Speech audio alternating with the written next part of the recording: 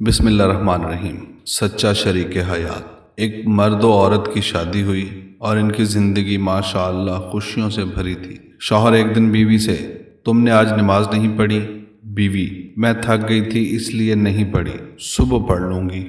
شوہر کو یہ بات بری لگی مگر اس نے بیوی سے کچھ نہیں کہا، خود نماز پڑھی، تلاوت کی اور سو گیا۔ شوہر دوسرے دن بیوی کے اٹھنے سے پہلے ہی نماز پڑھ کر دفتر کے لیے نکل گیا۔ بیوی اٹھی، شوہر کو نہ پا کر بہت پریشان ہوئی کہ اس سے پہلے ایسا کبھی نہیں ہوا۔ پریشانی کے عالم میں شوہر کو فون کیا لیکن کال اٹینڈ نہیں ہوئی، بار بار کال کی مگر جواب ندارد۔ بیوی کی پریشانی بڑھتی ہی جا رہی تھی۔ کچھ گھنٹے کے بعد کال کی تو شوہر نے اٹینڈ کی۔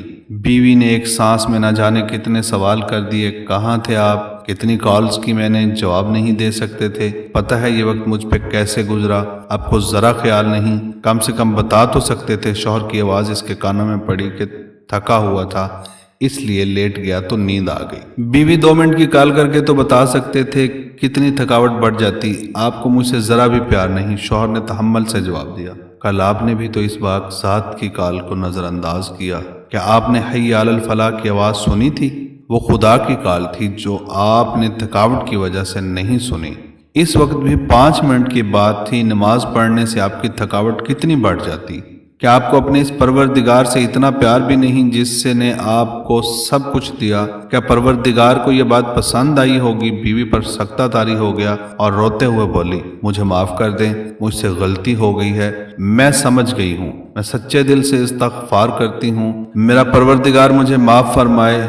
سچا شریک حیات وہی ہے جو آپ کو دنیاوی تحفظ اور خوشیوں کے ساتھ آخرت میں بھی سرخرو کروائے اور آپ کے ساتھ کھڑا ہو اور آپ کو بھٹکنے سے بچائے۔ اللہ تعالی ہم سب کو نماز پڑھنے کی توفیق عطا فرمائے، آمین ثم آمین یا رب العالمین۔